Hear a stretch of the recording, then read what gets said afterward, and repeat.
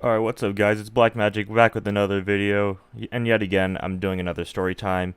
This story is about when my ex tried to pull something on me on Halloween. So if you guys enjoy this story time, be sure to like and share the video, and subscribe if you're new. So let's get right into this. So basically, my entire childhood, I have never celebrated Halloween. Like, not a single Halloween I've celebrated. Because I always, like, saw my friends celebrate it and always talk about it. And I wanted to do something for like, myself for once. So what I decided to do, I just decided to have a game night with a few of my friends, and that's what we did. I invited my ex because at the time we were trying to become friends.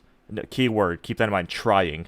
And long story short, it did not really go well. So in the Halloween of 2020, that's what we did. We had a game night at my house, we got some pizza, and it was a pretty good night, and let's just say it took a turn for the absolute worst.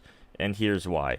So at around like 10 p.m., I got a text from my mom saying that there was like a Pennywise costume like down the street, like someone dressed up as Pennywise, and she said it was really good. So I said to my friends, "Hey, let's just go down there, check it out, and see what it's like." And that's what we did. We all got our jackets and stuff like that. Well, I was wearing a onesie because it was Halloween. I wanted to like dress up, but that's besides the point. So we went down, we saw the Pennywise costume, we took some pictures, and on the way there, my ex was acting very strange towards me. Like she was like awfully close to me, and it was pretty uncomfortable. But I didn't think much of it at the time. I just sort of like, you do you. So then, after a few minutes, we took the pictures, we got some candy, we headed back to my house, and my three other friends, they said they needed to head home. So that's what they did. They got in my friend's car, they drove off, and that just left me and my ex, which I knew it was going to be an awkward situation. So after we got back to my house, me and my ex, we just sat on our couch, and that's where she like really got pretty strange, in my opinion. So she looked at me. She's like, "Hey, I want to go on a walk, like in the mountains." And I said no because it's 11 p.m. My parents aren't home, and they'll probably get mad if we're out of the house at that time. And she's like, "Oh, okay," which was actually surprising. I thought she was gonna pull something, but guess what? She did.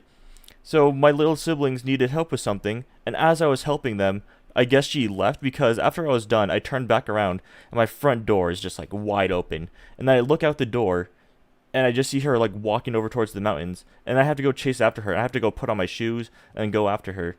And then we get to the mountains, she's just standing there just like looking into the view. And I had no idea what was like wrong with her, so I said, "What's wrong?"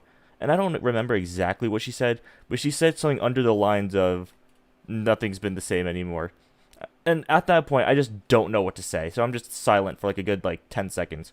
So I say, "Okay, we need to head back to my house because my parents are probably going to be pissed that we're out. And if they come back and we're all gone, leaving my little siblings home by themselves, they're going to be mad."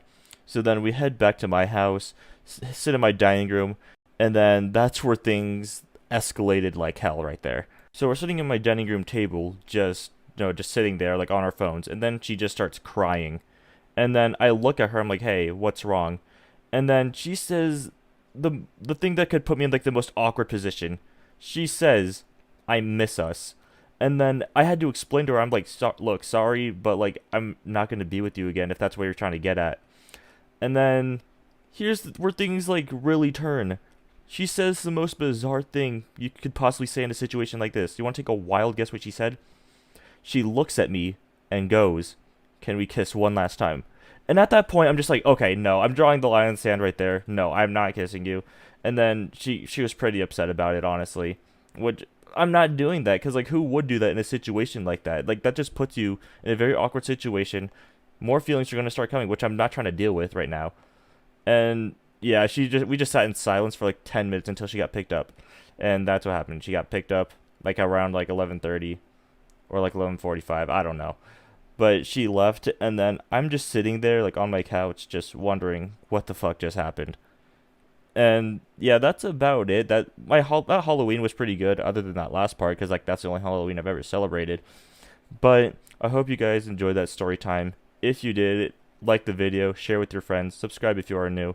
I live stream or post videos every Saturday and Wednesday, so hit the notification bell so you know when I'm streaming or I post a video.